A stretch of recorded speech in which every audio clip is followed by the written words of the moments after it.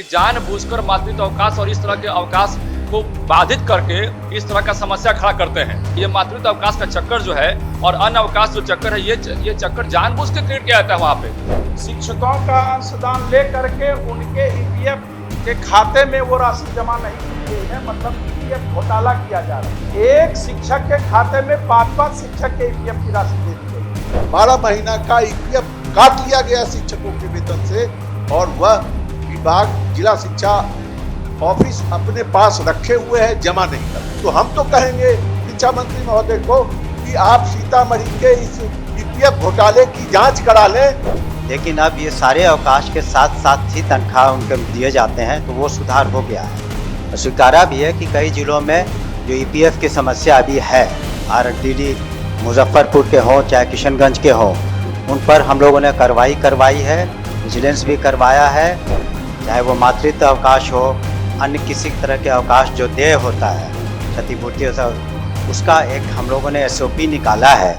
नमस्कार, आप देखना शुरू कर चुके हैं लाइव सिटीज को। मेरा नाम अभिषेक है। बिहार विधान परिषद में शिक्षकों के ईपीएफ राशि को लेकर भारी हंगामा हुआ है। जेडीयू बीजेपी ने ही अपनी ही सरकार के खिलाफ खुला मोर्चा खोल दिया है। आपको बता दें कि बीजेपी की ओर से जीवन कुमार ने सवाल किया। बीजेपी की ओर से जीवन कुमार का सवाल था कि ईपीएफ राशि को लेकर, जिसके बाद जेडीयू के संजीव कुमार सिंह ने भी इसको लेकर साफ साफ कहा कि घोटाला हो रहा है। वहीं आपको बता दें कि तिरहुत शिक्षक निर्वाचन क्षेत्र से जो एमएलसी हैं, उनके द्वारा भी सवाल उठाया गया कि घोटाला हो रहा है। डीईओ डीपीओ को लेकर सवाल उठाया गया, डीईओ डीपीओ क्या कर रहे हैं। तो तमाम बातों को लेकर शिक्षा मंत्री ने भी जवाब दिया है। दरअसल जीवन कुमार का सवाल था, उसी को लेकर सारे एमएलसी खड़े होते हैं, जो 3 एमएलसी हैं वो खड़े होते हैं और सवाल पूछते हैं। जिसके बाद क्या कुछ हुआ है वो भी आप पूरा वीडियो देखिए। मेरा प्रश्न ये था कि मेरे निर्वाचन क्षेत्र भोजपुर, अरवल, बक्सर सहित अन्य जो जिले हैं उसमें ईपीएफ का राशि जो है कटौती कई बार दिक्कत हो जाता है, वहाँ कट नहीं पाता है।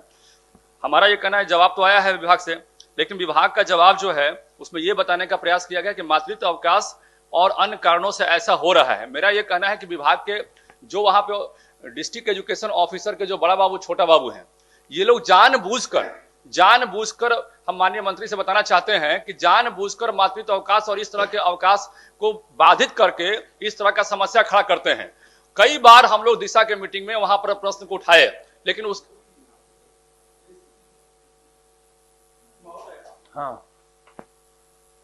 हमारा बात को समाप्त कर फिर उठेगा।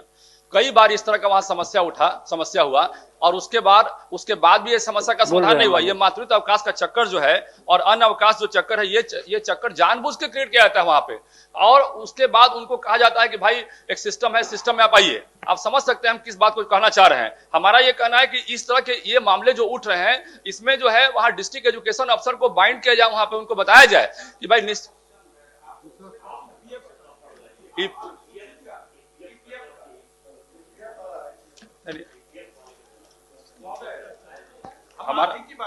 हम ईपीएफ ईपीएफ के बारे में अल्पसूचित का था और सही प्रश्न है। पहले भी मैंने प्रश्न किया था और राज्य के कई जिलों में राज्य सरकार अपना अंशदान दे चुकी है। शिक्षकों का अंशदान ले करके उनके ईपीएफ के खाते में वो राशि जमा नहीं की गई है, मतलब ईपीएफ घोटाला किया जा रहा है। मैं मुंगेर का उदाहरण देता हूं। ईपीएफ आयुक्त भागलपुर में बैठते हैं, उनसे मैंने नोटिस करवाया और एक शिक्षक के खाते में 5-5 शिक्षक के ईपीएफ की राशि दे दी गई। वही प्रश्न माननीय सदस्य का है और कई जिले में ऐसा है। माननीय सदस्य भी बोलेंगे।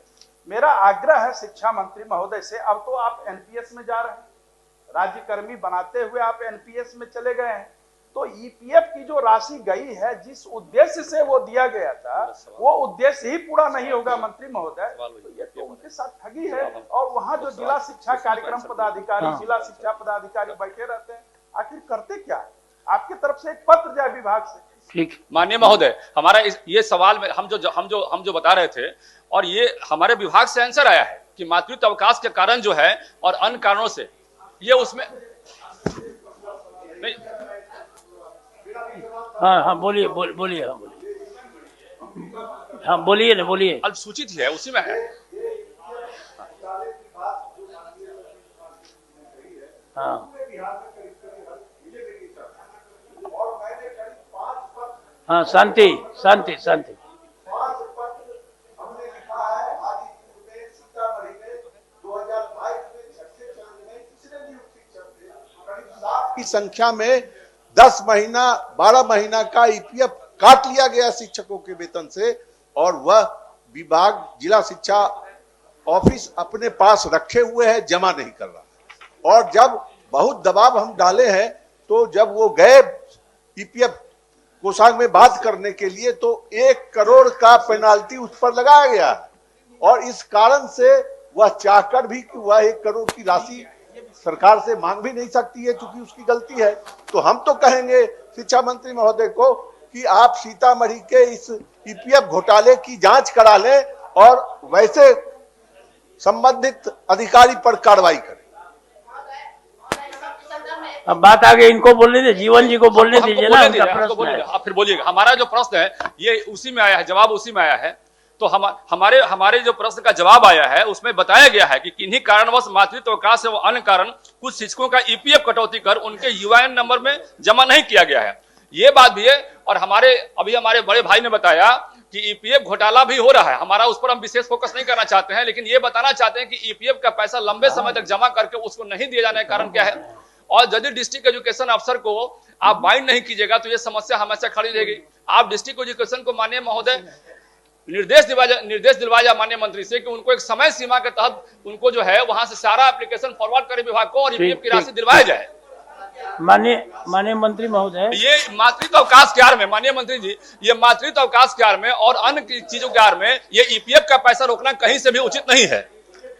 हाँ, माननीय सभापति महोदय, इसमें 2-3 बातें हम कहना चाहेंगे, सदन के सामने रखना चाहेंगे। पहली बात तो चूंकि मातृत्व अवकाश से माननीय सदस्य ने अपनी बातों को शुरू किया, तो यहाँ पर माननीय सदस्य बैठे हुए जो अभी अपने अनुभव से बता रहे थे कि यहाँ पर जितने भी तरह के अवकाश हैं, चाहे वो मातृत्व अवकाश हो, अन्य किसी तरह के अवकाश जो देय होता है, क्षतिपूर्ति होता है, उसका एक हम लोगों ने एसओपी निकाला है कि पूर्व में मातृत्व अवकाश के बाद एडजस्टमेंट होता था, लेकिन अब ये सारे अवकाश के साथ साथ ही तनख्वाह उनके दिए जाते हैं, तो वो सुधार हो गया है।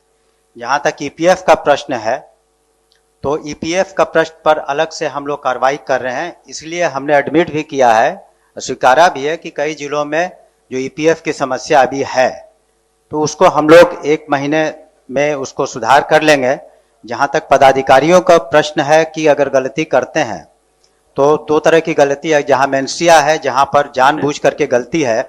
हम लोगों ने पूर्व में भी वैसे डिस्ट्रिक्ट एजुकेशन ऑफिसर को, चाहे वो बेतिया का हो, चाहे वो आरडीडी मुजफ्फरपुर के हों, चाहे किशनगंज के हों, उन पर हम लोगों ने कार्रवाई करवाई है, विजिलेंस भी करवाया है और सख्त कार्रवाई भी की है।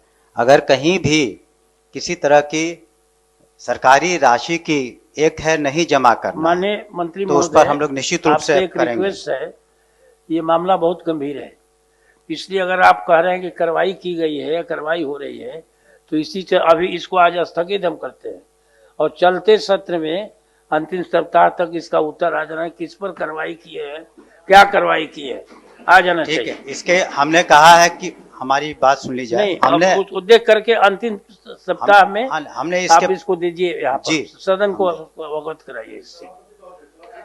हमने अब नहीं, हमने इस पे अब हो गया, नियमन हो गया, नियमन हो गया। सीतामढ़ी का केस हमने 6 महीना से माननीय सदस्य श्रीमती शशि यादव, तो आपने देखा कि किस तरीके से हंगामा हुआ है, जिसके बाद शिक्षा मंत्री ने जवाब दिया है कि ईपीएफ मामले में कार्रवाई हो रही है। और जो अधिकारियों की बात है, तो बेतिया के डीईओ पर एक्शन हुआ है, मुजफ्फरपुर के आरडीडी पर एक्शन हुआ है और अन्य जिलों में भी एक्शन हुआ है। इस पर सभापति ने कहा कि इसको लेकर एक विशेष सत्र के अंतिम सप्ताह के दिन विशेष चर्चा की जाएगी। तो मैं लाइव सीरीज के साथ हमारे यूट्यूब चैनल को सब्सक्राइब करिए, धन्यवाद।